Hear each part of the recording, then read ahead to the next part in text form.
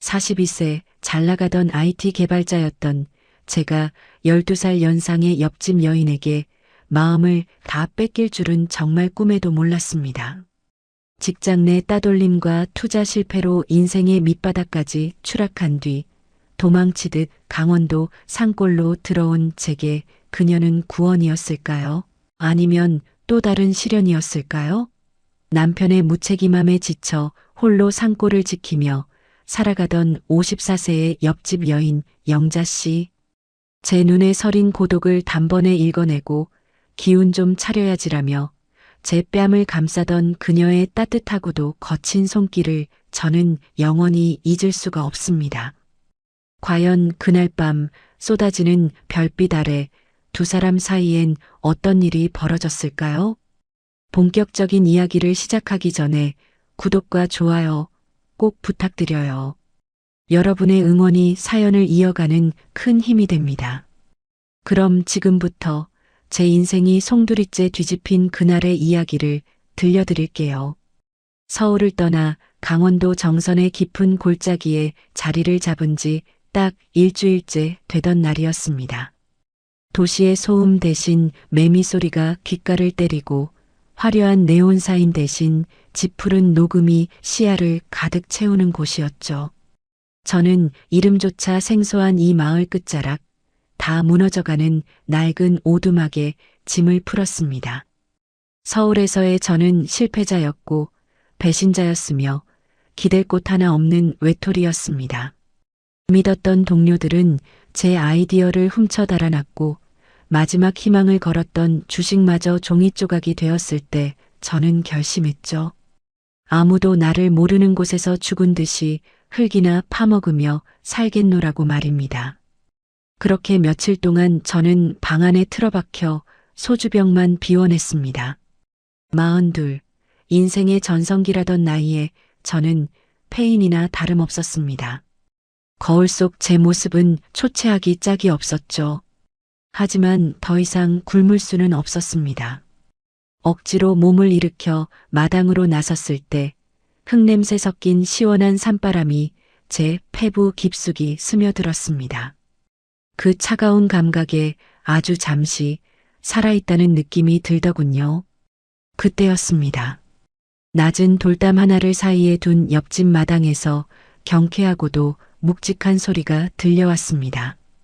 퍽, 퍽 하고 장작을 가르는 소리였죠. 저는 홀린 듯 담장 쪽으로 다가갔습니다. 거기엔 한 여인이 있었습니다. 쉰을 간 넘긴 듯 보이는, 하지만 도시의 여인들에게서는 느낄 수 없는 단단한 기운을 내뿜는 여인이었죠. 그녀의 이름은 영자였습니다. 하얀 소매를 걷어붙인 팔뚝 위로 근육이 잔잔하게 움직이고 땀방울이 맺힌 목선은 햇빛을 받아 반짝이고 있었습니다. 그녀는 무거운 도끼를 아주 가볍게 휘두르고 있었습니다. 한번 내리칠 때마다 굵은 참나무 장작이 시원하게 두 동강이 났죠. 그 광경은 마치 제 꽉 막힌 가슴을 뻥 뚫어주는 것만 같았습니다. 저는 담장에 몸을 숨긴 채 넋을 잃고 그녀의 움직임을 지켜보았습니다. 장작을 패고 허리를 펴서 땀을 닦고 흩날리는 머리카락을 귀 뒤로 넘기는 그 평범한 일상이 제게는 너무나 강렬한 생명력으로 다가왔습니다. 거기 담 밑에 숨어서 뭐하는가? 갑작스러운 그녀의 목소리에 저는 화들짝 놀라 몸을 일으켰습니다. 그녀는 도끼를 바닥에 내려놓고 땀을 닦으며 저를 빤히 바라보고 있었습니다. 아, 저 이번에 옆집에 새로 이사 온 사람입니다. 인사드린다는 게 그만. 어색하게 웃는 제 모습이 무척이나 한심해 보였을 겁니다. 하지만 그녀는 나무라는 기색 없이 입가에 은은한 미소를 지었습니다. 그 미소는 차가운 제 가슴에 아주 작은 불씨를 던지는 듯 했습니다. 젊은 사람이 어쩌다 이런 골짜기까지 들어왔대. 인사가 좀 늦었네. 난 옆집 사는 영자라고 해요. 그녀는 수건을 어깨에 걸치며 제 쪽으로 걸어왔습니다. 가까이서 본 그녀의 눈동자는 깊고 맑았습니다. 그리고 그 안에는 세상의 풍파를 다 겪어낸 사람만이 가질 수 있는 묘한 포용력이 서려 있었죠. 그저 조용히 좀 쉬고 싶어서 왔습니다. 제 대답에 그녀는 한참 동안 제 얼굴을 가만히 뜯어보았습니다. 마치 제 속마음을 엑스레이로 찍어내듯 말입니다. 눈이 참 많이 젖어 있네. 서울서 큰일이라도 치르고 온 모양이야. 그 한마디가 가슴에 박혔습니다. 누구에게도 말하지 못한 제 상처를 단번에 꿰뚫어보는 그녀의 통찰력이 두려우면서도 이상하게 안도감이 느껴졌습니다. 자, 남자는 손에 흙을 묻혀야 잡생각이 안 나는 법이야. 내일부터 우리 밭에 좀 나와요. 농사일 좀 배우면 그 복잡한 머릿속도 좀 정리가 될 테니. 그녀는 그렇게 말하며 제 어깨를 툭 쳤습니다. 짧은 접촉이었지만 그녀의 손끝에서 전해지는 묵직한 온기가 온몸으로 퍼져나갔습니다. 그 온기는 제가 서울에서 느끼던 차가운 금속성 온도와는 전혀 다른 생명의 온도였습니다. 그렇게 저는 그녀의 이끌림에 이끌려 인생에서 가장 뜨겁고도 위험한 문턱을 넘어서게 되었습니다. 이제 겨우 일주일.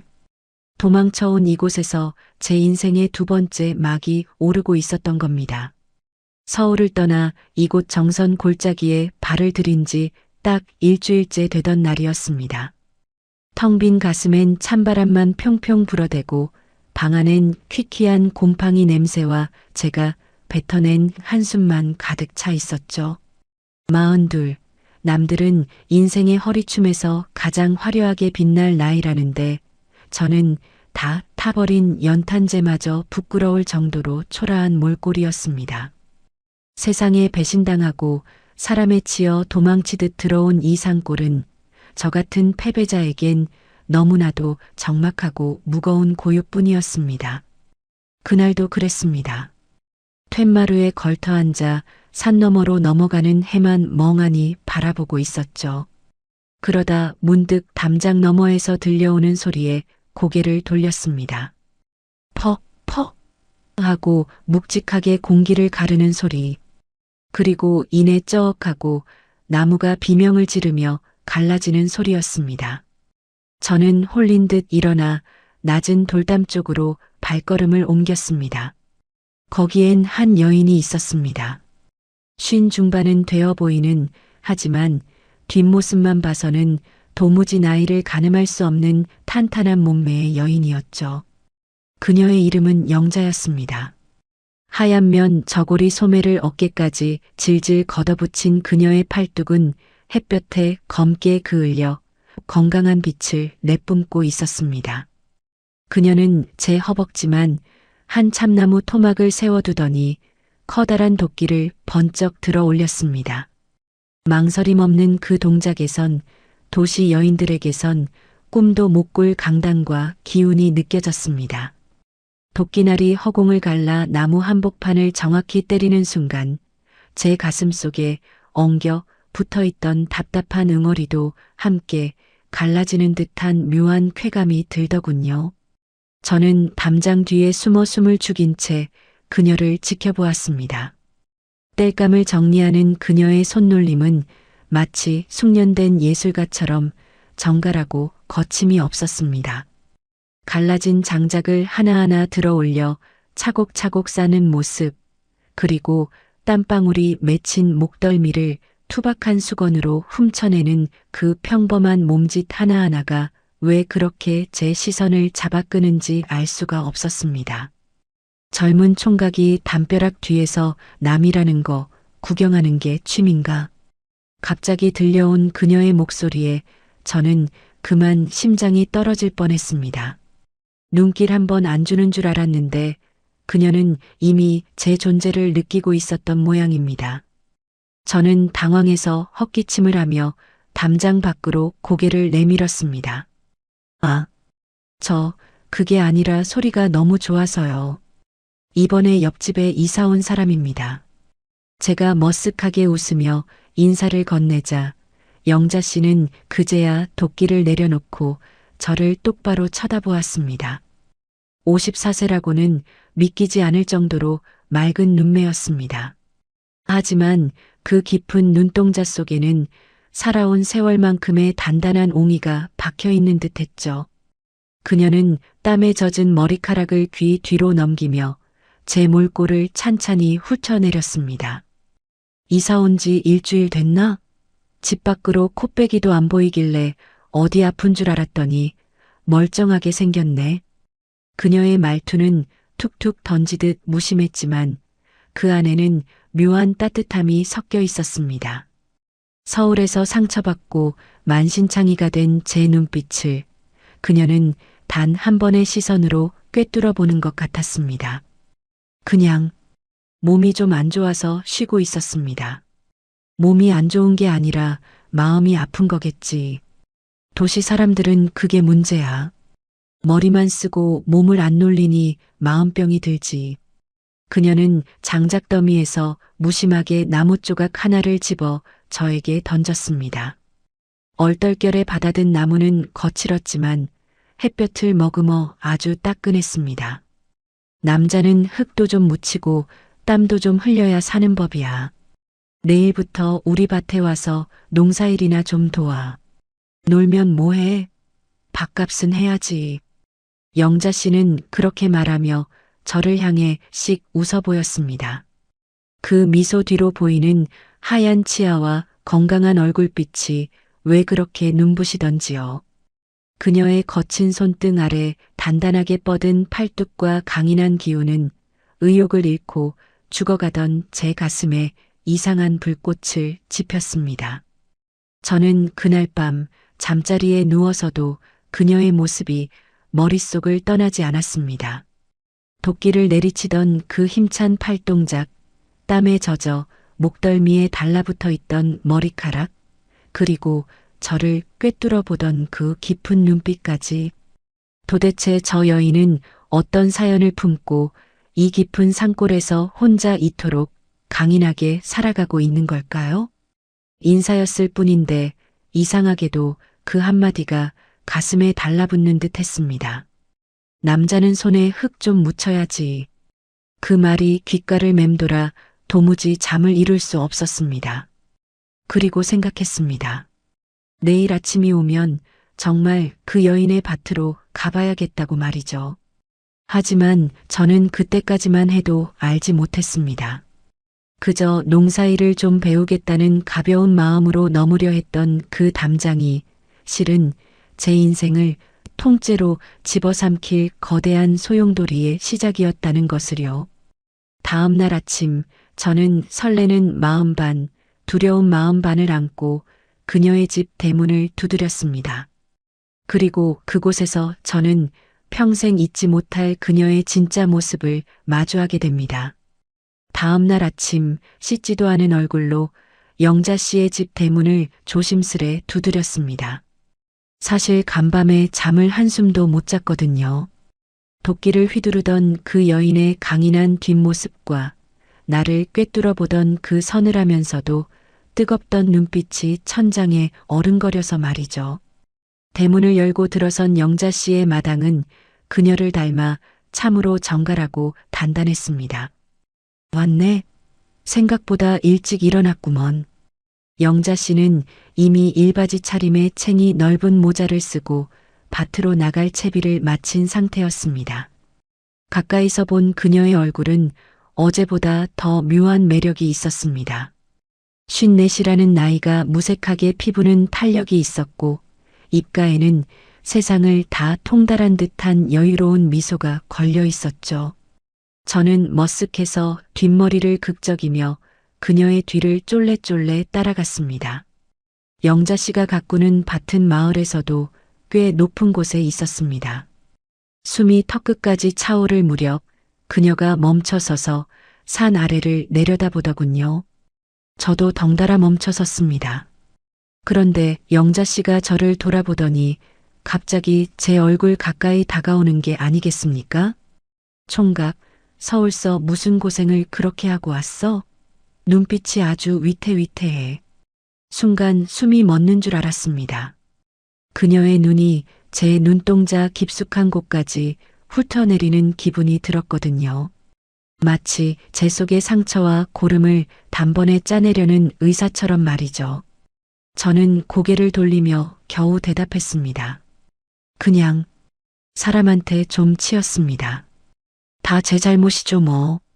제 대답에 영자 씨는 쯧쯧 혀를 차며 다시 밭으로 걸음을 옮겼습니다. 그러면서 들려준 그녀의 이야기는 제 가슴을 먹먹하게 만들었습니다. 그녀 역시 순탄치 않은 삶을 살아온 사람이었거든요. 젊은 시절 무책임한 남편을 만나 평생을 빚쟁이들에게 쫓기고 눈물로 밤을 지새우는 날이 허다했다고 합니다. 남편이라는 작자는 집안 살림은커녕 노름과 술에 빠져 살다가 결국 영자 씨에게 온갖 짐만 남겨두고 떠나버렸답니다. 나도 처음엔 세상이 무너지는 줄 알았지. 근데 말이야, 이 산골에 들어와 흙을 파보니까 알겠더라고. 남자는 없어도 살지만 나 자신을 잃으면 끝장이라는 걸. 그녀의 목소리에는 서글픔 대신 서슬퍼런 강단이 서려 있었습니다. 남편의 무책임함에 지쳐 홀로 서기를 택한 후 이 험한 산골에서 여자 혼자 몸으로 밭을 일구고 장작을 패며 지금의 자리를 만든 겁니다. 누구에게도 기대지 않고 오직 자신의 두 팔과 다리로 삶을 지탱해온 여인. 그런 그녀의 눈에 서울서 실패하고 도망쳐온 제 눈빛이 얼마나 가약해 보였겠습니까? 사람 마음은 흙이랑 달라서 한 번 썩으면 도려내기가 힘들어. 그래도 여기 있는 동안은 딴 생각 마. 내가 책임지고 그 흐리멍덩한 눈빛 똑바로 돌려놓을 테니까. 영자 씨는 그렇게 말하며 제 손을 덥석 잡았습니다. 거칠지만 따뜻한 손길이 제 손바닥에 닿는 순간 이상하게 심장이 떨렸습니다. 어제 담장 너머로 보았던 그 단단한 팔뚝의 힘이 제 손목을 타고 전해지는 것 같았죠. 그녀는 저를 이끌고 텃밭 한가운데로 데려갔습니다. 자, 오늘은 이 김부터 매자고 허리 꼿꼿이 펴고 흙냄새 좀 제대로 맡아봐. 영자 씨는 제게 호미를 건네주며 시범을 보였습니다. 흙을 다루는 그녀의 손길은 마치 어린아이를 달래듯 부드러우면서도 단호했습니다. 저는 그녀의 곁에 무릎을 꿇고 앉아 서툰 호미질을 시작했습니다. 도시에서 마우스만 만지던 제 손에 흙이 묻고 거친 돌멩이가 스칠 때마다 입에서 신음이 터져 나왔죠. 그런 제 옆에서 영자 씨는 묵묵히 흙을 일구었습니다. 가끔 그녀가 흘린 땀방울이 흙 위로 툭 하고 떨어지는 소리가 들릴 정도로 주변은 고요했습니다. 오직 영자 씨의 거친 숨소리와 호미가 흙을 파는 소리만이 공명했죠. 그녀의 옆모습을 힐끗 보니 땀에 젖은 옆머리가 뺨에 달라붙어 있는데 그 모습이 왜 그렇게 아찔해 보이던지 저는 침을 꿀꺽 삼키며 다시 밭에 집중하려 애썼습니다. 하지만 도시는 도시인가 봅니다. 평생 운동이라고는 해본 적 없는 제 몸이 비명을 지르기 시작했습니다. 땀은 비 오듯 쏟아지고 다리는 후들거렸죠. 특히 허리가 끊어질 듯 아파와 잠시 호미를 내려놓고 일어나려던 찰나였습니다. 아! 갑자기 허리 쪽에서 뚝 하는 소리와 함께 날카로운 통증이 밀려왔습니다. 저는 그대로 밭바닥에 주저앉고 말았죠. 너무 아파서 비명도 제대로 안 나오는데 저 멀리서 김을 매던 영자 씨가 놀란 듯 제게 달려왔습니다. 아이고, 총각. 내 이럴 줄 알았어. 허리를 그렇게 쓰면 안 된다니까. 영자 씨가 제 뒤로 다가와 무릎을 꿇었습니다. 그리고는 생각지도 못한 일이 벌어졌습니다. 그녀의 뜨겁고 억센 두 손이 제 얇은 티셔츠 안으로 쑥 들어와 아픈 허리춤을 덥석 부여잡은 겁니다. 아이고, 이를 어째. 총각, 괜찮아? 허리에서 뚝 하는 소리와 함께 비명이 터져 나온 순간 제 눈앞은 노랗게 변했습니다. 평생 책상 앞에 앉아 모니터만 들여다보던 놈이 의욕만 앞서서 호미질을 해댔으니 몸뚱이가 비명을 지르는 것도 당연했죠. 저는 그대로 흙바닥에 주저앉아 신음조차 제대로 내뱉지 못하고 꺽꺽거리고 있었습니다. 그때였습니다. 밭 저편에서 김을 매던 영자 씨가 득달같이 달려왔습니다. 그러게 내가 허리 꼿꼿이 펴라고 했잖아. 도시 사람들이 이래서 문제라니까 몸 쓰는 법을 몰라요. 그녀는 혀를 차면서도 제 뒤로 바짝 다가와 무릎을 꿇고 앉았습니다. 그리고는 망설임 없이 제 허리춤을 붙잡았죠. 그런데 그 다음 순간 저는 소스라치게 놀라 숨을 들이켰습니다. 영자 씨의 투박하고 억센 손이 제 얇은 티셔츠 밑단 사이로 쑥 들어온 겁니다. 제 차가운 살결에 그녀의 뜨거운 손바닥이 직접 닿는 순간 마치 전기에 감전된 것처럼 온몸에 소름이 쫙 돋았습니다. 영자 씨, 제가 알아서 할게요. 잠시만요. 제가 당황해서 몸을 피하려 하자 그녀는 단호하게 제 어깨를 눌러 고정했습니다. 54의 나이라고는 믿기지 않는 힘이었습니다. 가만히 좀 있어봐. 지금 근육이 놀라서 뭉쳤는데 이거 안 풀어주면 내일 못 일어나. 총각 몸뚱이가 아주 종이장 같구먼. 그래. 그녀의 손길은 거침없었습니다. 굳어버린 제 허리 근육을 찾아내더니 엄지손가락에 힘을 싣고 꾹꾹 눌러대기 시작했습니다. 처음엔 비명이 나올 정도로 아팠습니다. 하지만 시간이 지날수록 묘한 변화가 생겼습니다. 그녀의 손바닥에서 뿜어져 나오는 열기가 제 척추를 타고 온몸으로 퍼져나갔거든요. 흙 묻은 투박한 손이었지만 그 손놀림만큼은 세상 그 어떤 물리치료사보다 노련하고 부드러웠습니다. 제 코끝에는 젖은 흙냄새와 영자 씨의 몸에서 배어나온 건강한 땀 냄새가 뒤섞여 밀려왔습니다. 등 뒤에서 느껴지는 그녀의 가쁜 숨결이 제 뒷덜미를 스칠 때마다 제 심장은 허리 통증보다 더 빠르게 요동치기 시작했습니다. 난생 처음 느껴보는 감각이었습니다. 서울에서 만났던 세련되고 화려한 여자들의 가느다란 손길과는 차원이 다른 삶의 무게가 담긴 성숙한 여인의 묵직한 손길이었죠. 어때? 좀 시원해? 여기가 아주 돌덩이처럼 굳었네. 평소에 얼마나 마음을 졸이고 살았으면 몸이 이 꼴이야. 그녀의 손가락이 제 척추 마디마디를 따라 천천히 훑어 내려갔습니다. 찰나의 순간이었지만 그녀의 손끝이 제 꼬리뼈 근처를 지날 때 저는 저도 모르게 숨을 삼켰습니다. 영자 씨의 눈빛은 무척이나 진지했지만 제 마음속엔 이미 금기된 열기가 피어오르고 있었습니다. 42의 남자인 제가 12살이나 많은 이 여인의 손길 아래서 어린아이처럼 벌벌 떨고 있는 꼴이라니 참으로 기가 막힐 노릇이었죠. 한참을 주물러주던 그녀가 제 어깨를 토닥이며 손을 뗐습니다. 그 뜨거웠던 온기가 사라지자 이상하게 아쉬운 마음이 들 정도로 제 가슴은 이미 엉망진창이 되어 있었습니다. 영자 씨는 이마에 맺힌 땀을 닦으며 호탕하게 웃었습니다. 이제 좀 움직일만 할 거야. 오늘은 이만하고 내려가자고. 첫날부터 골병 들면 내가 미안하잖아. 저는 비틀거리며 일어났습니다. 허리는 한결 가벼워졌지만 제 심장은 여전히 진정되지 않은 채 쿵쾅거리고 있었습니다. 영자 씨는 앞장서 걸어가며 수건으로 목덜미를 닦았습니다. 땀에 젖어 얇은 저고리가 등에 착 달라붙어 그녀의 굴곡진 몸선이 그대로 드러나는데 저는 차마 고개를 들 수가 없었습니다.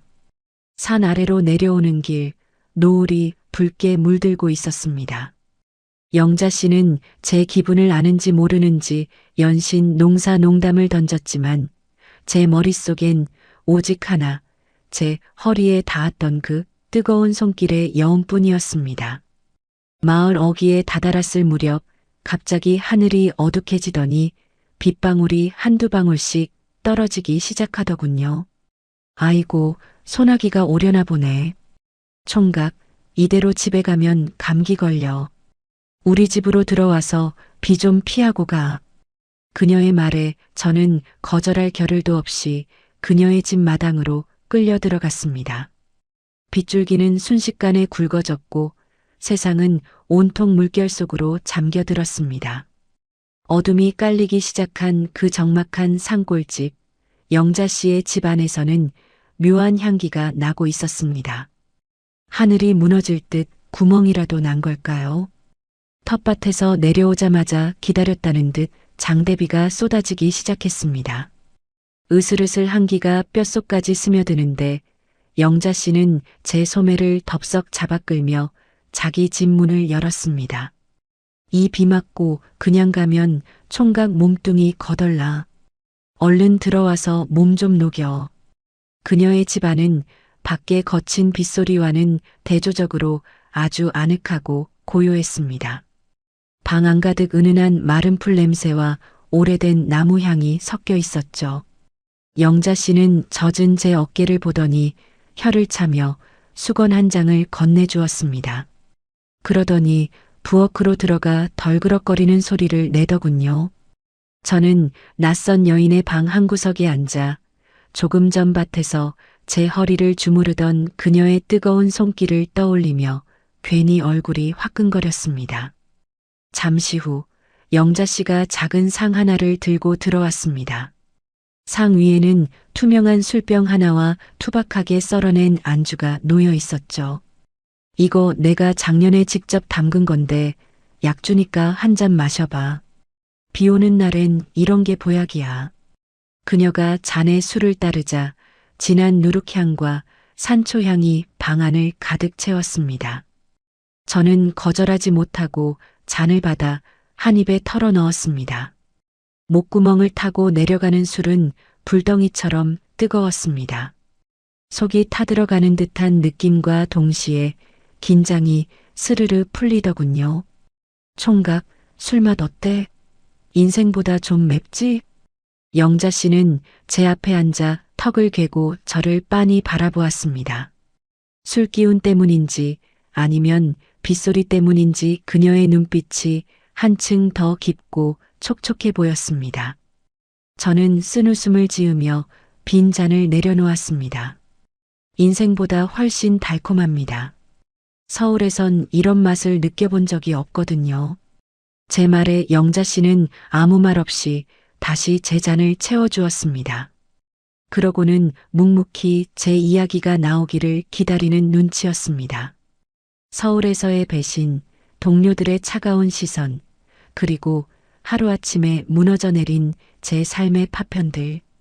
누구에게도 털어놓지 못했던 그 지질한 상처들이 술 기운을 빌려 하나둘 터져 나오기 시작했습니다.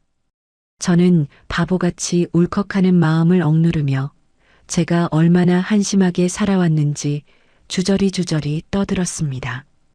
영자 씨는 그저 고개를 끄덕이며 제 이야기를 들어주었습니다. 가끔 그랬겠네. 참 모진 놈들이네라며 짧은 추임새를 넣을 뿐 어떤 판단도 비난도 하지 않았습니다.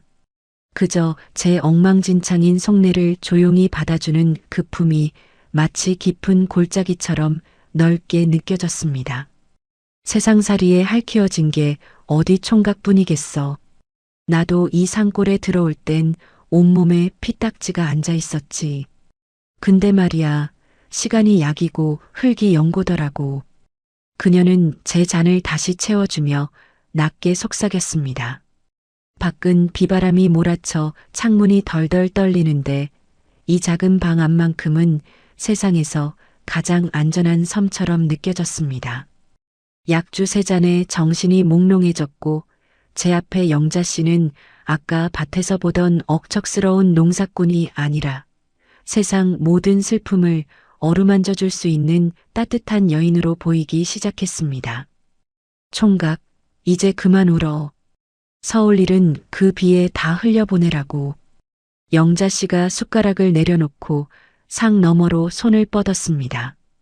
제 손등 위에 그녀의 손이 겹쳐졌습니다.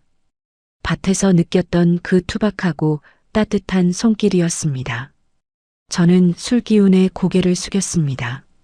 눈가에 뜨거운 것이 고이는 걸 들키고 싶지 않았거든요. 하지만 그녀는 이미 제 마음속 깊은 곳까지 다 들여다보고 있는 듯 했습니다. 빗소리는 점점 더 거세지고 술 기운에 달아오른 방 안의 공기는 묘하게 농익어 갔습니다. 제 손등을 덮은 그녀의 온기가 가슴팍까지 타고 올라와 심장을 거세게 흔들어 깨우고 있었죠. 그때였습니다. 영자 씨가 자리에서 일어나 제 곁으로 한 걸음 다가온 것은요. 방 안을 가득 채운 술기운과 눅눅한 빗소리 때문이었을까요? 독한 약주 세 잔에 제 정신은 이미 구름 위를 걷는 듯 몽롱했습니다. 하지만 그보다 더 저를 어지럽게 만든 건 바로 제 앞에 앉아 저를 지그시 바라보는 영자 씨의 시선이었습니다. 서울의 그 어떤 여자에게서도 받아본 적 없는 마치 제 영혼의 밑바닥까지 다 이해한다는 듯한 그 깊고도 그윽한 눈빛 말입니다. 영자 씨는 제 이야기를 다 듣고 나더니 한참 동안 말이 없었습니다. 그저 빗소리만이 우리 사이의 정막을 메우고 있었죠. 그러다 그녀가 천천히 자리에서 일어나 제 곁으로 다가왔습니다. 좁은 방 안에서 그녀가 움직일 때마다 은은한 살냄새와 흙냄새가 제 코끝을 간지럽혔습니다. 제 곁에 바짝 다가앉은 그녀의 체온이 젖은 옷을 뚫고 제 팔뚝에 닿는 순간 저는 심장이 멎는 것만 같았습니다. 총각, 얼굴이 왜 이렇게 붉어? 술기운인가 아니면 마음이 타는 건가? 영자 씨의 낮고 부드러운 목소리가 제 귀가를 울렸습니다. 저는 고개를 들지 못한 채 타오르는 잠만 만지작거렸죠. 그때였습니다. 영자 씨의 뜨겁고 투박한 손이 제 뺨으로 올라왔습니다. 바닐로 다져진 거친 손가락이었지만 제 살결에 닿는 느낌은 그 어떤 비단보다도 부드럽고 애틋했습니다. 이 귀한 젊은 사람이 어쩌다가 여기까지 흘러들어왔을까? 그 모진 놈들 틈바구니에서 얼마나 마음을 다쳤으면 이 깊은 골짜기까지 숨어들었느냐 말이야. 그녀는 양손으로 제 뺨을 가만히 감싸쥐었습니다. 거칠거칠한 손마디가 제 얼굴 윤곽을 따라 천천히 움직이는데 그 온기가 너무나 따뜻해서 눈물이 핑 돌았습니다. 서울에서 사람들에게 배신당하고 실패자 낙인이 찍혀 만신창이가 된 저를 그녀는 그저 귀한 젊은 사람이라 불러주며 보듬어주고 있었습니다. 참 고운 얼굴인데 눈 속에 고독이 꽉 찼네. 오래 혼자 있었던 사람 눈빛이야. 그녀의 숨결이 제 이마 가까이 머물렀습니다. 빗소리는 어느덧 배경음처럼 멀어지고 오직 영자 씨의 숨소리와 제 심장 박동 소리만이 방 안을 가득 채웠습니다. 그녀의 손바닥에서 느껴지는 그 묵직한 생명력이 제 텅 빈 가슴으로 사정없이 밀려들어왔습니다. 저는 본능적으로 고개를 숙였습니다. 그녀의 그 따뜻한 시선을 마주하기엔 제가 너무나 보잘것없게 느껴졌고 동시에 그 손길을 뿌리치기엔 제 외로움이 너무나 깊었기 때문입니다. 괜찮아, 총각. 오늘은 이걸로 충분해. 여기서만큼은 아무 생각하지 마. 그녀의 손끝이 제 이마에서 목선을 따라 천천히 흘러내렸습니다. 찰나의 순간이었지만 그 손길이 지나간 자리는 불길이 지나간 듯 뜨겁게 달아올랐습니다. 저는 숨을 삼켰습니다. 그녀의 눈빛은 더 이상 단순한 이웃집 아주머니의 것이 아니었습니다. 거기엔 금기된 열기와 누군가를 간절히 품고 싶어하는 여인의 갈망이 함께 소용돌이치고 있었죠. 저는 그 온기에 취해 그녀의 무릎 언저리에 고개를 파묻고 싶다는 충동을 겨우 억눌렀습니다. 42의 남자가 54의 여인 앞에서 이토록 무력해질 수 있다니. 하지만 그 무력함이 싫지 않았습니다. 오히려 그 따스한 치마폭 아래로 숨어들고 싶다는 유혹이 제 이성을 마비시키고 있었습니다. 영자 씨는 제 고개 숙인 정수리를 한번 가만히 쓸어주더니 천천히 손을 뗐습니다. 손이 떨어지는 순간 이상하게도 찬바람이 훅 불어오는 것처럼 허전함이 밀려왔습니다. 비가 좀 잦아드네. 오늘은 이만 가서 쉬어. 너무 많이 마시면 내일 반일 못하니까. 그녀는 웃으며 잔을 들어 올렸지만 그 웃음 뒤에는 채워지지 않은 공허함이 살짝 비쳤습니다. 저는 도망치듯 그녀의 집을 나왔습니다. 밖은 여전히 축축한 어둠이 깔려 있었고 제 뺨에는 여전히 그녀의 뜨거운 손자국이 남아있는 듯 화끈거렸습니다. 그날 밤 저는 제 작은 자취방으로 돌아와 이불을 뒤집었었지만 도무지 잠들지 못했습니다. 눈을 감으면 영자 씨의 그 그윽한 눈빛이 보이고 귀를 기울이면 그녀의 젊은 사람이 어쩌다 하는 그 애처로운 목소리가 들려왔습니다. 제 몸은 분명 홀로 침대 위에 있었지만 제 영혼은 여전히 영자 씨의 방 안 그 따뜻한 등잔불 아래에 머물러 있었습니다. 심장이 쿵쾅거려 가슴을 부여잡았습니다. 이건 단순한 술기운이 아니었습니다.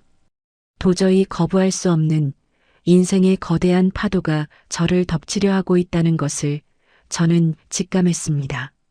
그리고 그날 이후 제 일상은 온통 영자 씨로 가득 차기 시작했습니다.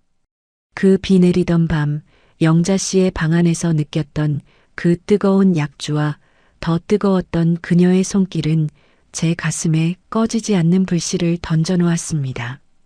서울에서의 상처? 배신? 그런 건 이제 안중에도 없었습니다. 제 머릿속은 온통 영자 씨, 그 여인에 대한 생각으로 터질 듯이 꽉 들어차 버렸거든요. 42이나 먹은 놈이 이게 무슨 망측한 짓인가 싶으면서도 한번 불붙은 마음은 제 의지와는 상관없이 활활 타올랐습니다. 그날 이후로 제 하루는 영자 씨로 시작해서 영자 씨로 끝이 났습니다. 밤마다 제 작은 방 창문을 열고 옆집을 살피는 게 일과가 되어버렸죠. 시골밤은 일찍 찾아오고 마을 전체가 칠흑 같은 어둠에 잠기면 유독 영자 씨네 집 창가에서 흘러나오는 은은한 덩잔불빛이 그렇게나 제 눈길을 사로잡았습니다. 낡은 창호지를 뚫고 나오는 그 노르스름한 불빛은 마치 영자 씨의 따스한 품처럼 느껴졌습니다. 저 불빛 아래서 지금 영자 씨는 무얼 하고 있을까? 마당에서 흘러나오는 그 희미한 등불만 봐도 제 가슴팍이 뜨거워졌습니다. 바닐로 다져진 그녀의 그 단단한 팔뚝, 땀에 젖어 목선에 달라붙어 있던 머리카락, 그리고 제 뺨을 감싸던 그 투박한 손길이 자꾸만 눈앞에 어른거렸습니다. 그녀의 카리스마는 단순한 억척스러움이 아니었습니다.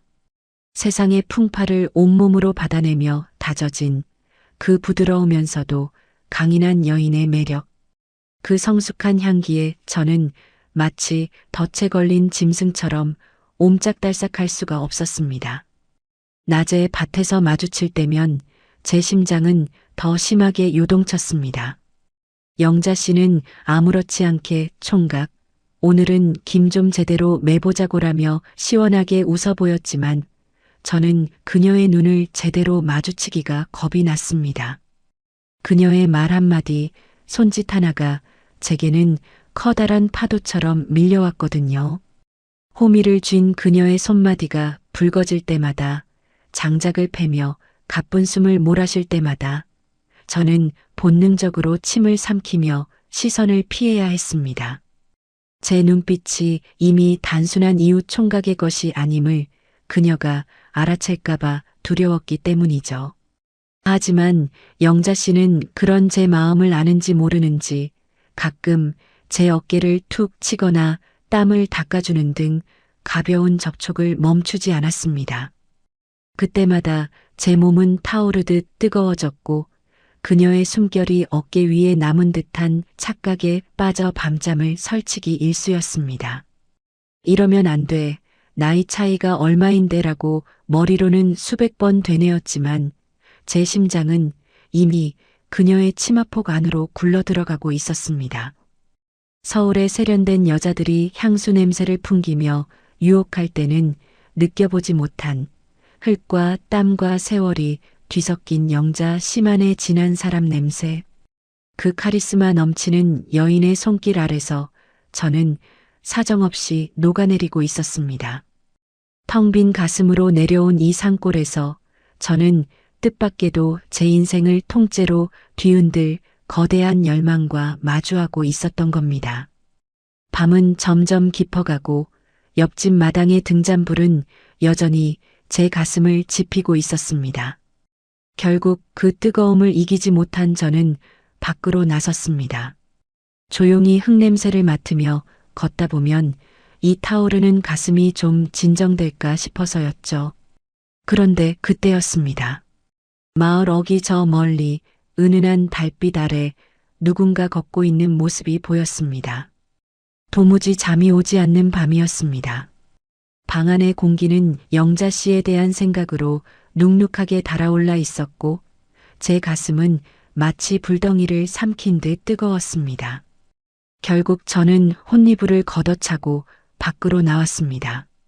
한여름 밤의 산골 공기는 제법 서늘했지만 제 몸속의 열기를 식히기엔 역부족이었죠. 쏟아질 듯 박힌 별들이 머리 위에서 반짝이는 그 밤, 저는 정처 없이 마을 어기 산책길을 걷기 시작했습니다. 풀벌레 소리만이 가득한 그 길을 얼마나 걸었을까요? 저 멀리 은은한 달빛을 받으며 걸어오는 누군가의 실루엣이 보였습니다. 가슴이 덜컥 내려앉더군요. 굳이 얼굴을 확인하지 않아도 알 수 있었습니다. 그 꼿꼿한 걸음걸이, 어둠 속에서도 형형하게 빛나는 기운. 바로 영자 씨였습니다. 어머, 총각도 잠이 안 오나 보네. 영자 씨의 목소리가 밤 공기를 타고 부드럽게 감겨왔습니다. 그녀는 얇은 여름 겉옷을 하나 걸친 채 미소 짓고 있었죠. 낮에 밭에서 보던 억척스러운 모습과는 달리 달빛 아래 그녀의 모습은 묘하게 신비롭고 서글픈 분위기를 풍겼습니다. 네, 날이 좀 더워서요. 영자 씨도 산책 나오셨나 봐요. 나야 뭐 늘 이 시간에 걷지. 산골 밤이 좀 길어야지.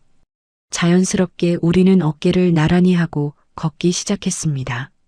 좁은 산길이라 걷다 보면 어깨가 스칠 듯 말 듯 아슬아슬한 거리가 유지되었습니다. 제 코끝에는 한여름 밤의 풀냄새와 함께 그녀에게서 풍겨오는 살며시 밴 비누 향이 섞여들었습니다. 아무 말도 없었지만 둘 사이에는 낮의 소란함보다 훨씬 더 짙고 무거운 정적이 흘렀습니다. 별빛은 마치 우리 두 사람 위에만 쏟아지는 것 같았습니다. 영자 씨는 하늘을 올려다보며 나지막이 입을 열었습니다. 별이 참 곱네. 도시선 이런 별 보기 힘들지? 네, 서울에선 하늘 볼 여유조차 없었으니까요. 우리는 다시 침묵 속에 걸었습니다. 제 심장 소리가 너무 커서 그녀에게 들릴까봐 조마조마할 정도였죠. 그때였습니다. 내리막길의 좁은 틈을 지나던 찰나 영자 씨의 손끝이 제 손등을 아주 살짝 스쳐 지나갔습니다. 찰나의 순간이었습니다. 하지만 그 짧은 접촉은 마치 온몸에 불벼락이 떨어지는 것 같은 전율을 불러일으켰습니다. 거칠지만 따뜻한 그녀의 손가락 끝이 제 차가운 손등 위를 미끄러지듯 스쳐 지나갈 때 저는 숨을 삼키며 발걸음을 멈췄습니다. 영자 씨도 잠시 멈칫하는 듯 하더니 다시 천천히 걸음을 옮겼습니다. 닿지는 않았지만 닿은 듯한 그 아찔한 잔상. 그녀의 손등에서 느껴지던 그 묵직한 온기가 제 팔을 타고 올라와 가슴팍을 사정없이 쥐어짰습니다. 영자 씨의 시선은 정면을 향해 있었지만 그녀의 호흡 또한 평소보다 조금 가빠져 있다는 것을 저는 느낄 수 있었습니다. 쏟아지는 별빛 아래 42의 남자와 54의 여인 사이에 흐르는 이 묘한 긴장감은 산골의 정막을 뚫고 타오르고 있었습니다. 총각, 밤길은 조심해야 해. 사람 마음이 풀리기 쉬운 때거든. 그녀는 농담처럼 툭 내뱉었지만 그 목소리는 묘하게 젖어 있었습니다.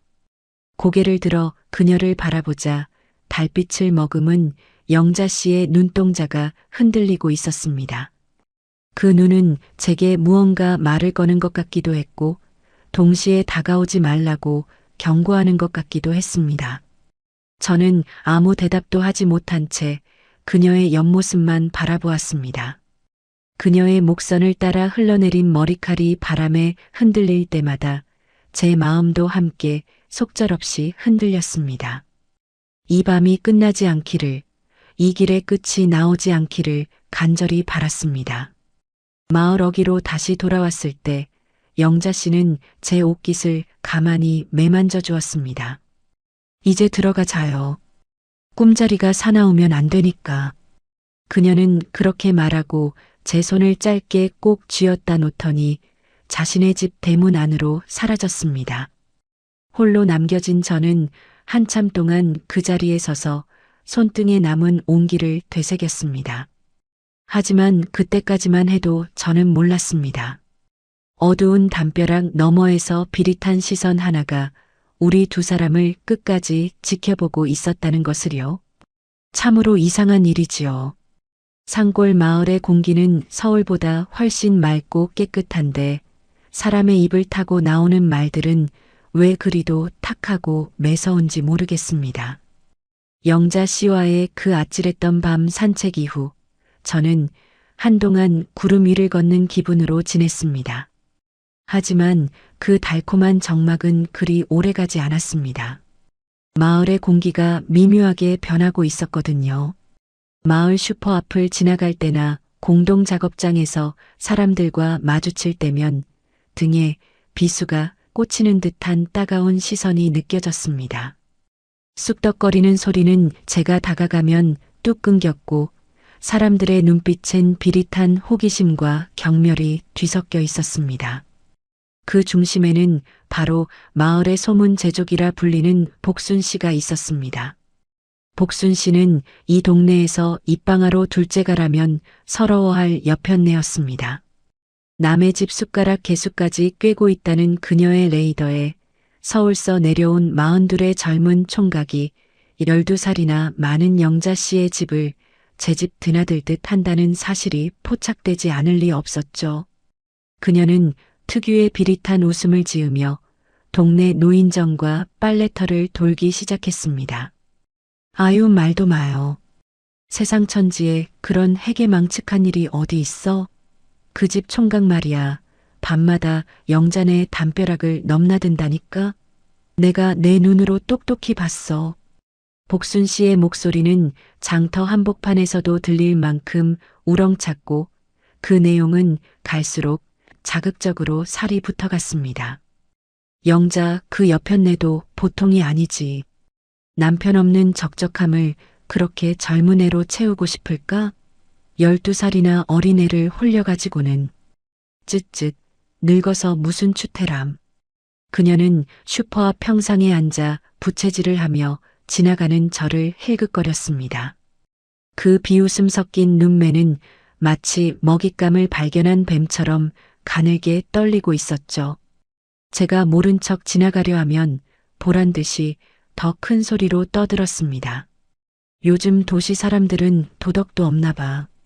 부모뻘 되는 여자 치마폭에 감겨서 좋다고 해벌레 하고 다니니 원. 하긴 영자가 손맛이 좀 좋아야지. 반일 가르친답시고 붙어먹는 꼴이 아주 가관이라니까. 그 말 한마디 한마디가 제 가슴을 후벼 팠습니다. 억울함에 당장이라도 달려가 따지고 싶었지만 42의 외지인이 이 좁은 마을 바닥에서 할 수 있는 일은 아무것도 없었습니다. 제가 화를 내면 낼수록 소문은 확신이 되어 번져나갈 것이 뻔했으니까요. 영자 씨는 제 기분을 눈치챘는지 평소보다 더 덤덤하게 행동했습니다. 오히려 밭에서 저를 마주칠 때면 총각, 사람들 입방아는 바람 같은 거야. 신경 쓰지 말라며 제 등을 툭 쳤죠. 하지만 그녀의 굳게 담은 입술 끝이 미세하게 떨리는 것을 저는 보았습니다.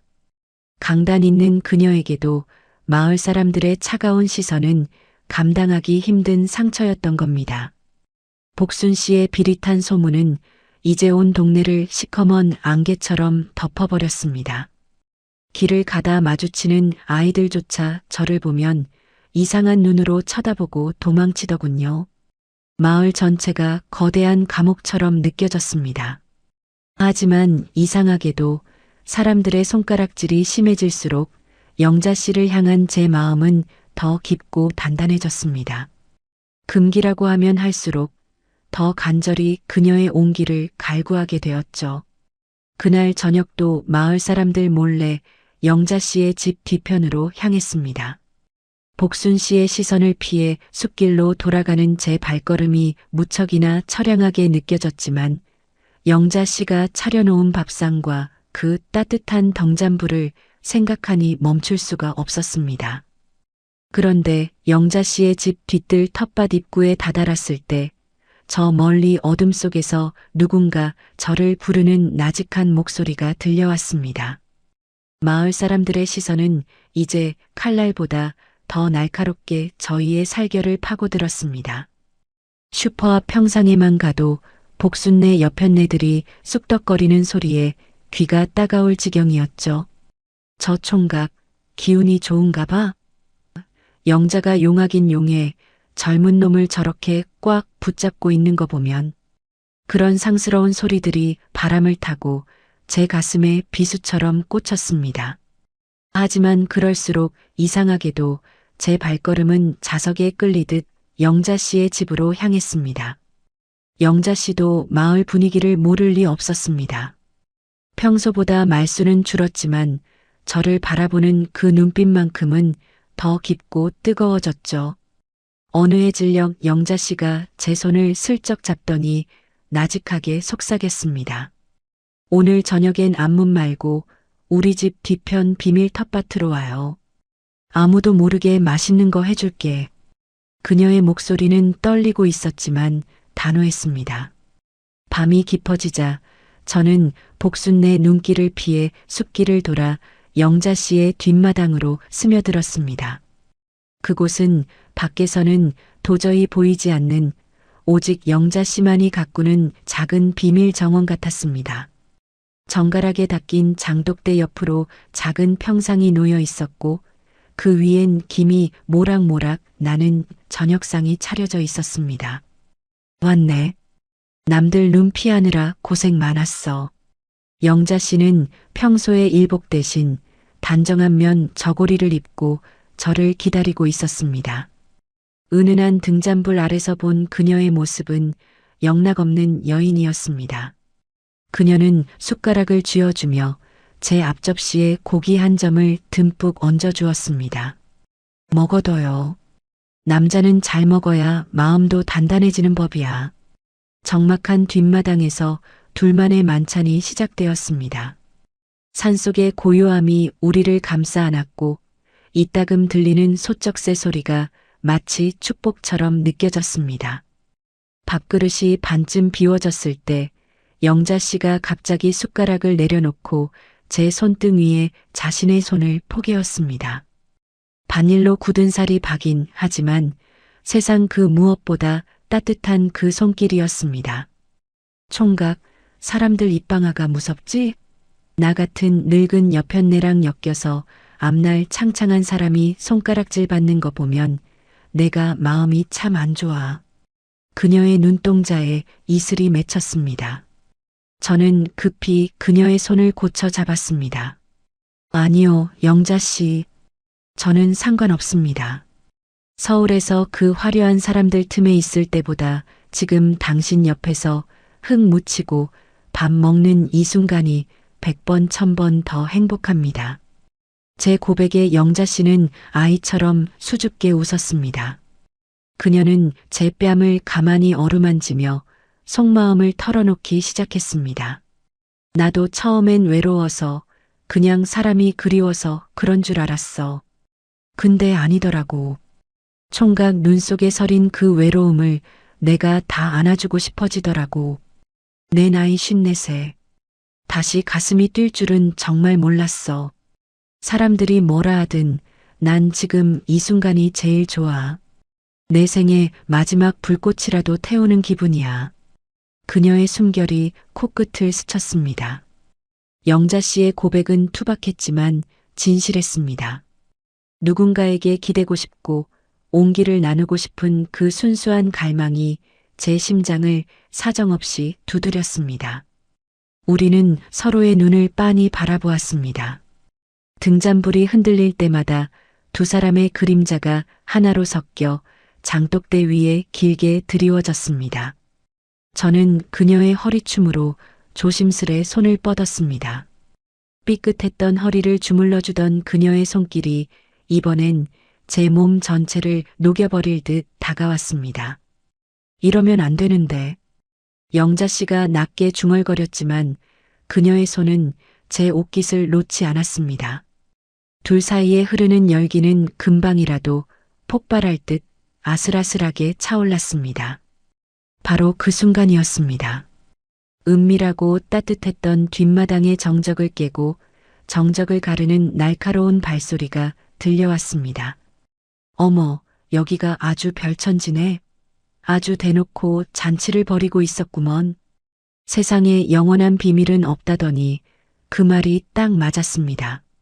영자 씨와 제가 서로의 체온을 확인하며 조용히 마음을 나누던 그 은밀한 뒷마당의 공기가 순식간에 얼어붙었습니다.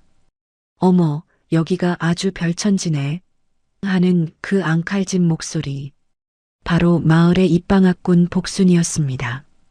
그녀는 어둠 속에서 귀신처럼 나타나 손에 든 랜턴을 우리 얼굴에 정면으로 비췄습니다. 눈이 부셔 눈살을 찌푸리는 사이 복수는 비릿한 웃음을 지으며 평상 앞까지 성큼성큼 다가왔습니다. 아주 대놓고 잔치를 벌이고 있었구먼. 영자 언니 세상 무서운 줄 모르고 젊은 총각이랑 이러고 있을 때가 아니야. 복순의 목소리엔 평소보다 더 지독한 도끼가 서려 있었습니다. 영자 씨는 당황한 기색을 숨기며 제 손을 슬쩍 놓았지만 이미 늦은 뒤였죠. 복수는 제 얼굴과 영자 씨의 얼굴을 번갈아 보며 혀를 찼습니다. 복순네, 이 밤중에 남의 집 뒷마당엔 무슨 일이야? 예의도 없이. 영자 씨가 강단 있게 쏘아붙였지만 복수는 눈 하나 깜짝하지 않았습니다. 오히려 더 기세등등하게 허리에 손을 얹더군요. 예의? 지금 나한테 예의 따질 때야? 언니, 지금 읍내에 난리 났어.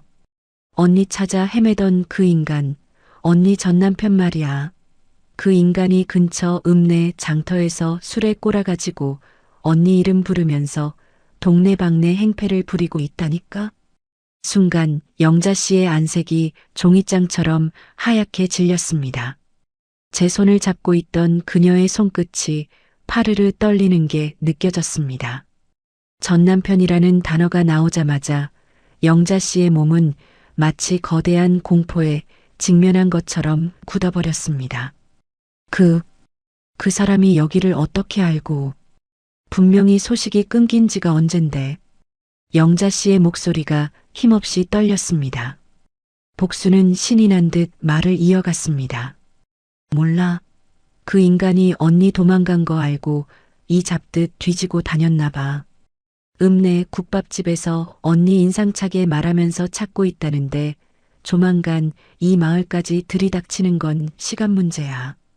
노른비제 눈이 뒤집혀서 언니 잡으면 가만 안 둔다고 아주 고래고래 소리를 지르더라니까.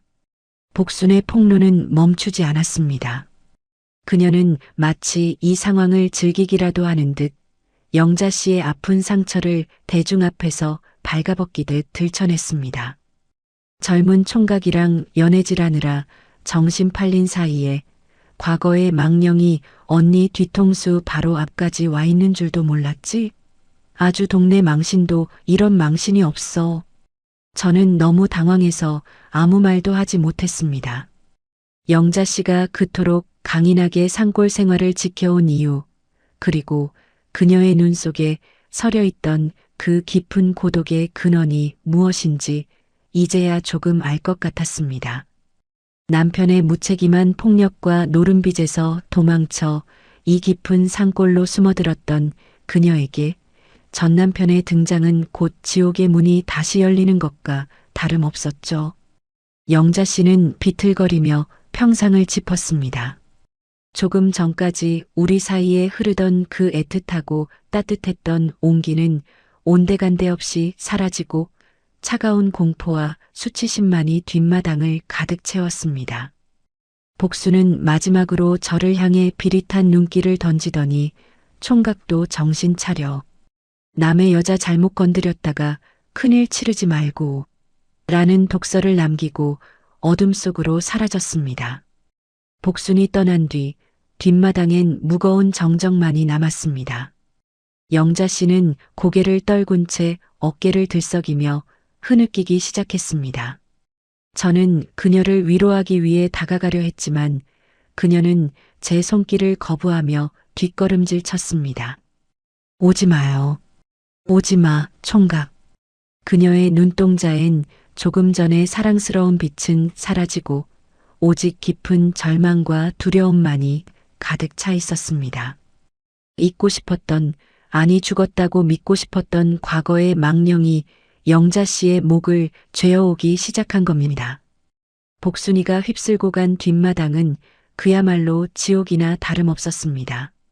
조금 전까지 우리 사이를 따뜻하게 데워주던 등잔불은 바람도 없는데 파르르 떨리고 있었고 영자 씨의 얼굴은 핏기 하나 없이 하얗게 질려버렸습니다.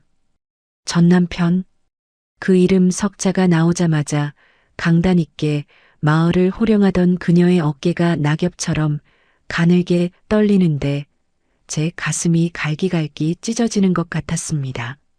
아니야. 그럴 리 없어. 그 인간이 여길 어떻게 알고. 분명히 끝난 일인데. 영자 씨는 넋이 나간 사람처럼 중얼거리며 뒷걸음질을 쳤습니다.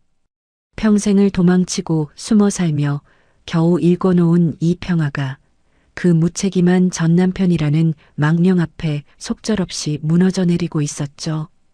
그녀의 눈동자엔 조금 전 저를 바라보던 그 애틋한 열기 대신 짐승에게 쫓기는 듯한 극도의 공포만이 가득했습니다.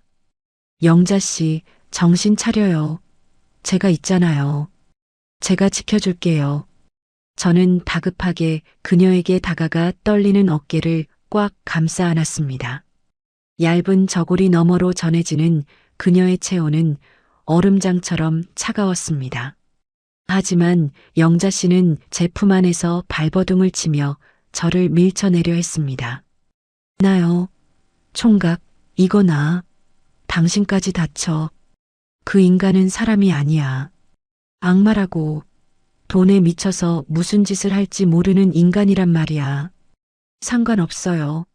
그까짓 인간이 뭐라고 영자 씨가 이렇게 떨어야 합니까? 제가 경찰에 신고하든 몸으로 막든 어떻게든 할 테니까 제발 진정해요. 저는 더 힘주어 그녀를 품에 안았습니다. 제 심장 박동이 그녀의 등에 전달되어 안정을 찾길 바랐죠. 하지만 현실은 냉혹했습니다.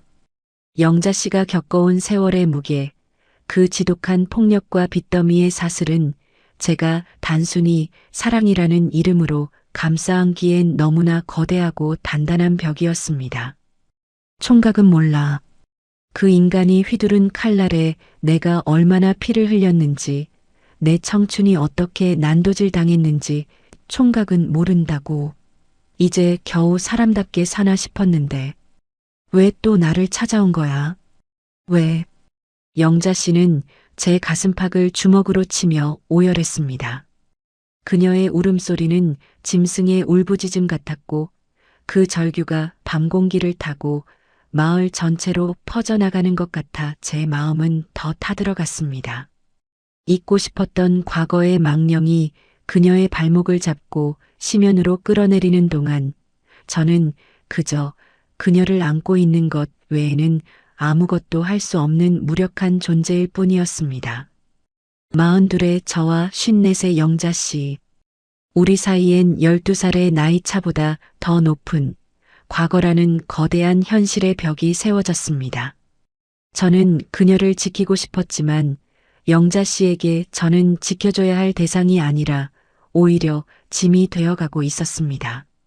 자신 때문에 평범한 제 인생까지 망가질까봐 두려워하는 그녀의 눈빛을 보며 저는 사랑이 때로는 독이 될 수도 있다는 사실을 처절하게 깨달았습니다. 총각, 이제 그만 가. 제발 가요. 우리 인연은 여기까지야. 더 이상 엮이면 총각 인생까지 구렁텅이에 빠져. 그녀는 눈물을 닦으며 제 손을 뿌리쳤습니다. 그리고는 집 안으로 들어가 문을 걸어 잠갔습니다. 닫힌 문틈 사이로 새어나오는 그녀의 억눌린 흐느낌 소리가 제 심장을 난도질했습니다. 저는 마당 한가운데 멍하니 서서 쏟아지는 별빛 아래 홀로 남겨졌습니다. 하지만 고통은 여기서 끝이 아니었습니다. 다음 날 아침 마을은 평소와는 전혀 다른 분위기로 저를 맞이했습니다. 영자 씨의 과거가 복순의 입을 통해 온 동네에 퍼지면서 사람들의 수군거림은 이제 노골적인 비난과 멸시로 변해 있었죠. 그리고 그 비난의 화살은 곧 영자 씨의 집 앞마당을 향해 쏟아지기 시작했습니다. 날이 밝기가 무섭게 영자 씨의 집 앞마당은 아수라장이 되었습니다. 복순이가 밤새 얼마나 부지런히 입을 놀렸는지 마을 사람들은 나시며 곡괭이를 든 채 험악한 표정으로 몰려와 있었죠. 남편 살아서 눈 시퍼렇게 뜨고 있다는데 어디 젊은 놈을 들여서 동네 물을 흐려 하는 욕설이 대문을 타고 담장을 넘었습니다. 하지만 진짜 공포는 따로 있었습니다. 마을 어귀에서 술 냄새를 풀풀 풍기며 낡은 점퍼 차림의 살기 어린 눈등을 한 사내가 비틀거리며 걸어오고 있었거든요. 바로 영자 씨가 그토록 두려워하던 과거의 망령, 그녀의 전 남편이었습니다. 저는 영자 씨의 집 앞을 가로막고 섰습니다. 이러지들 마세요. 영자 씨가 무슨 죄가 있다고 이러십니까? 하고 소리를 질렀지만 광기에 어린 사람들의 눈에는 제 말 따위 들리지 않았습니다. 오히려 저를 향해 저놈이 그놈인가 보네.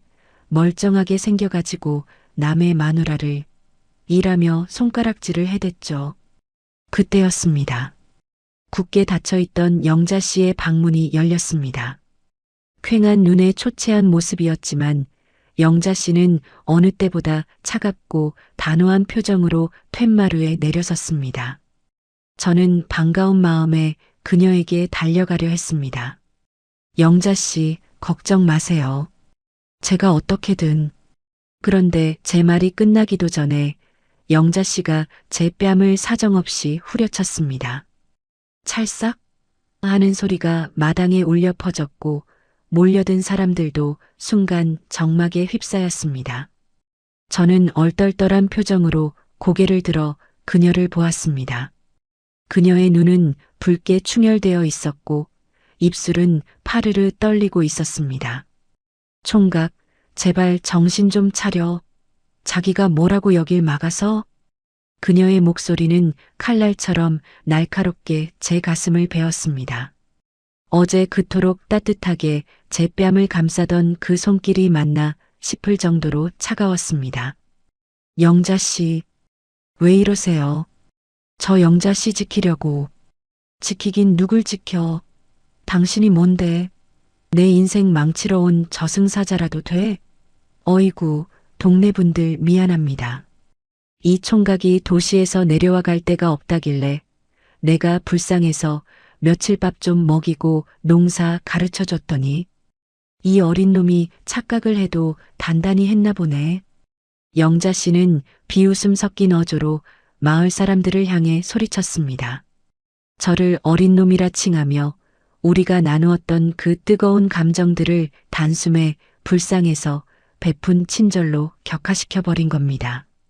총각, 똑똑히 들어. 당신이랑 나 아무것도 아니야. 그냥 잠시 스쳐 지나가는 인연일 뿐이었다고. 내 남편 돌아왔으니까 이제 내 눈앞에서 꺼져버려. 꼴도 보기 싫으니까. 그녀는 제 가슴팍을 세게 밀쳐냈습니다. 저는 뒤로 휘청거리며 그녀의 눈동자를 보았습니다. 모진 말을 내뱉는 입술과는 달리 그녀의 눈동자엔 피눈물이 맺혀 있었습니다. 자신 때문에 제 인생이 구렁텅이에 빠질까봐, 마을 사람들과 전 남편의 칼날이 제게 향할까봐 그녀는 스스로 악역을 자처하며 저를 밀어내고 있었던 겁니다. 안 가? 경찰이라도 부를까? 당신 같은 놈 때문에 내 가정이 풍비박산 나게 생겼어. 영자 씨는 마당에 놓인 빗자루를 들어 저를 때리는 신용까지 했습니다. 몰려든 사람들은 거 봐. 영자가 그럴 리가 없지. 저 총각놈이 혼자 미쳐서 날뛴 거네라며 수군거리기 시작했습니다. 저 멀리서 다가오던 전 남편도 그 광경을 보더니 낄낄거리며 비릿한 웃음을 지었습니다. 저는 가슴이 찢어지는 고통 속에 그녀를 바라봤습니다. 그녀의 어깨가 미세하게 떨리고 있다는 것, 주먹 쥔 손에 피가 안 통할 정도로 힘을 주고 있다는 것이 제 눈엔 다 보였습니다. 하지만 저는 그녀의 뜻을 거스를 수 없었습니다. 여기서 제가 더 버티면 영자 씨는 정말로 위험해질 테니까요. 저는 피눈물을 삼키며 뒷걸음질 쳤습니다. 미안합니다. 제가 착각했습니다. 라는 영혼 없는 말을 남기고 저는 그녀의 마당을 빠져나왔습니다. 등 뒤로 영자 씨의 앙칼진 고함 소리가 들려왔지만 그 속엔 제발 도망쳐 살아서 나가라는 처절한 당부가 섞여 있다는 것을 저는 알고 있었습니다. 집으로 돌아온 저는 짐을 챙길 기력조차 없이 방바닥에 주저앉았습니다. 창밖으론 마을 사람들의 웅성거림과 전 남편의 고함 소리가 여전히 들려왔죠. 가슴이 찢겨나가는 아픔 속에 밤이 찾아왔습니다. 그리고 그 지독하게 긴 밤이 지나고 새벽 안개가 짙게 깔릴 무렵 저는 옆집에서 나는 작은 인기척에 귀를 기울였습니다. 지독하게 시린 밤이었습니다. 옆집에서 들려오던 전 남편의 그 살벌한 고함 소리와 마을 사람들의 쑥덕거림이 잦아들 무렵 저는 뜬 눈으로 밤을 지새우며 창밖만 바라보았습니다. 영자 씨가 제게 퍼부었던 그 모진 말들, 제 뺨을 때리던 그 차가운 손길이 실은 저를 살리려는 그녀만의 마지막 몸부림이었다는 걸 알기에 제 가슴은 도려낸 듯 아파왔습니다. 이윽고 산골 특유의 짙은 안개가 자욱하게 깔리는 새벽이 찾아왔습니다. 앞마당에 나무 한 그루조차 보이지 않을 만큼 뿌연 안개 속에서 저는 이상하게 가슴이 철렁 내려앉는 기분을 느꼈습니다. 무언가 소중한 것이 제 곁을 영영 떠나가고 있다는 본능적인 직감이었죠. 저는 신발도 제대로 신지 못한 채 옆집 담벼락으로 달려갔습니다. 하지만 영자 씨의 집은 정막 그 자체였습니다. 어제 그 난리를 피우던 마을 사람들도 술에 취해 널브러져 있던 전 남편의 그림자도 보이지 않았습니다. 대문은 힘없이 열려 있었고 주인 잃은 마당엔 안개만 휑하니 감돌고 있었죠. 영자 씨, 영자 씨. 목이 터져라 불렀지만 돌아오는 건 공허한 메아리뿐이었습니다. 혹시나 하는 마음에 그녀의 방문을 열어젖혔을 때 제 눈에 들어온 것은 정갈하게 정돈된 빈 방이었습니다. 각 구운 풀 냄새가 나던 그녀의 이불도 그윽한 향기를 풍기던 등잔불도 없었습니다. 오직 차가운 바닥 한가운데 작은 종이 한 장과 노란 액체가 담긴 유리병 하나가 덩그러니 놓여 있었습니다. 떨리는 손으로 병을 집어들었습니다. 영자 씨가 가을 내내 정성껏 수확한 깨를 볶아 직접 짰다던 그 들기름이었습니다. 남자는 속이 든든해야 해라며 웃던 그녀의 목소리가 환청처럼 들려왔습니다. 병 아래 놓인 종이에는 그녀가 서툰 글씨로 꾹꾹 눌러 쓴 마지막 인사가 담겨 있었습니다. 동아 씨, 어제는 내가 참 미안했어요. 그렇게 하지 않으면 당신 인생까지 그 지옥 같은 인간의 손에 난도질 당할까봐 겁이 났어. 내 평생 남편이라는 이름의 망령에 쫓겨 살았는데 이 산골에서 당신을 만난 그 며칠이 내 생애 가장 빛나는 봄날이었소. 54 늙은 여편네의 마지막 외로움을 따뜻하게 채워줘서 참으로 고마웠네. 이 기름으로 밥 거르지 말고 꼭 챙겨 먹고 살아요. 나를 찾지는 마세요. 나는 내 업보를 지고 다시 안개 속으로 가렵니다. 부디 좋은 사람 만나 행복하게 살길 빌게요. 편지 위로 제 눈물이 툭툭 떨어져 글자가 번져갔습니다. 고마웠다는 그 한마디가 왜 그리 가슴을 후벼 파는지요. 그녀는 제 미래를 위해 자신의 유일한 안식처였던 이 산골 마을마저 버리고 다시 정처 없는 길을 떠난 겁니다. 전 남편이라는 사슬을 끊어내기 위해, 그리고 저라는 소중한 인연을 지켜내기 위해 그녀는 호련히 종적을 감춰버린 것이죠. 안개는 점점 더 짙어져 마을의 길목을 다 지워버렸습니다.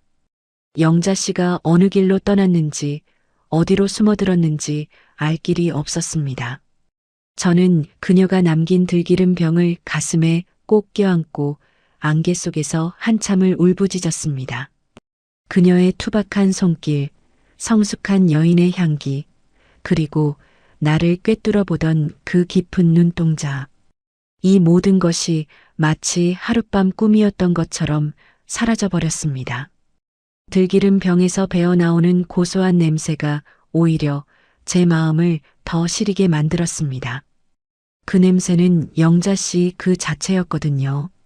억척스럽게 세상을 버티면서도 속은 한없이 고소하고 따뜻했던 사람. 저는 안개 자욱한 새벽길 한복판에서 그녀가 남긴 마지막 온기를 붙잡고 무너져 내렸습니다. 하지만 저는 이대로 주저앉아 있을 수만은 없었습니다.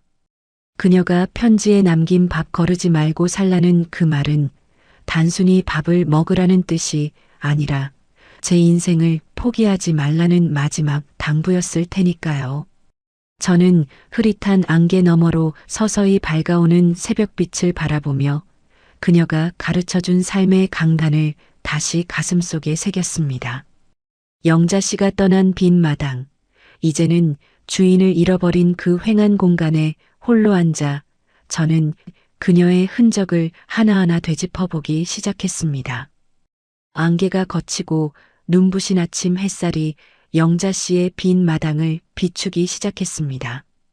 하지만 그 환한 햇빛조차 제 가슴 속에 뻥 뚫린 구멍을 메우지는 못했습니다. 저는 주인 잃은 휑한 툇마루에 걸터 앉아 그녀가 남기고 간 들기름 병을 손에 꼭 쥔 채 한참을 멍하니 있었습니다. 불과 며칠 전만 해도 이곳에선 그녀의 힘찬 도끼질 소리가 들렸고 제 허리를 주물러 주던 그 뜨거운 손길의 온기가 머물러 있었습니다. 담장 너머로 저를 훔쳐보며 비릿한 소문을 퍼뜨리던 복순내도, 살기 어린 눈으로 그녀를 쫓던 전 남편의 망령도 이제는 모두 아침 안개와 함께 흩어져 버렸습니다. 저는 천천히 일어나 그녀의 손길이 닿았던 마당 구석구석을 어루만지기 시작했습니다. 그녀가 직접 닦아 윤이 나던 장독대, 우리가 나란히 앉아 김을 매던 뒷마당의 비밀 텃밭, 그리고 비오는 날 독한 약주 한 잔에 서로의 상처를 보듬어 주던 그 낡은 평상까지 손끝에 닿는 모든 것들이 금방이라도 영자 씨의 목소리를 들려줄 것만 같아 눈시울이 뜨거워졌습니다. 총각, 남자는 흙을 만져야 사는 법이야. 환청처럼 들려오는 그녀의 목소리에 저는 무너져 내리는 대신 흙 묻은 호미를 꽉 쥐었습니다. 42, 세상에서 버림받았다고 생각하며 도망치듯 들어온 이 산골에서 저는 54세 한 여인을 만났습니다. 누군가에게는 12살이나 많은 동네 아줌마였을지 모르지만 제게 그녀는 무너진 제 영혼을 일으켜 세워준 구원자였고 난생 처음 가슴 터지는 열망을 가르쳐준 뜨거운 연인이었습니다. 그녀는 제게 단순히 들기름 한 병만을 남기고 떠난 것이 아니었습니다. 무책임한 과거에 짓눌리면서도 스스로의 힘으로 땅을 일구고 일어섰던 그 강인한 생명력, 그리고 사랑하는 사람을 위해 스스로 악역을 자처하며 떠날 줄 아는 숭고한 용기. 그 모든 것이 그녀가 제게 남긴 마지막 선물이었습니다. 영자 씨, 당신 말대로 밥 거르지 않고 꿋꿋하게 살아볼게요. 당신이 지켜준 이 인생, 절대로 헛되이 쓰지 않겠습니다. 저는 그녀가 남긴 들기름을 따뜻한 밥 위에 한 숟가락 듬뿍 얹었습니다. 고소한 향기가 온 방안을 가득 채우며 제 지친 속을 달래주었습니다. 비록 짧았고 그 끝은 시린 이별이었지만 그녀와 함께했던 그 강렬했던 시간은 제 평생의 이정표가 될 것입니다. 이제 저는 더 이상 도망치는 패배자가 아닙니다. 그녀의 치마폭 안에서 얻은 위로와 용기를 품고 다시 세상 밖으로 나갈 준비를 하려 합니다. 어딘가에서 이 편지를 읽고 있을지 모를 나의 영자 씨. 당신이 어디에 있든 당신의 그 투박하고 뜨거운 손길을 영원히 잊지 않겠습니다. 고마웠습니다. 그리고 정말로 사랑했습니다. 지금까지 제 아프고도 뜨거웠던 사연을 끝까지 들어주셔서 정말 감사합니다. 누군가에게는 이해하기 힘든 사랑일지 모르지만 제게는 생애의 가장 진실했던 순간이었습니다. 여러분의 가슴 속에도 혹시 잊지 못할 강렬한 인연이 있으신가요? 제 사연이 마음에 닿으셨다면 구독과 좋아요, 그리고 알림 설정까지 꼭 부탁드립니다. 여러분의 작은 응원이 저 같은 사람들에겐 다시 일어설 큰 용기가 됩니다. 오늘 제 이야기에 대해 어떻게 생각하시는지 댓글로 여러분의 소중한 의견을 남겨주세요. 모든 댓글을 소중히 읽으며 저도 여러분의 삶을 응원하겠습니다. 더 가슴 뭉클하고 진솔한 사연으로 다시 찾아뵙겠습니다. 시청해주셔서 감사합니다.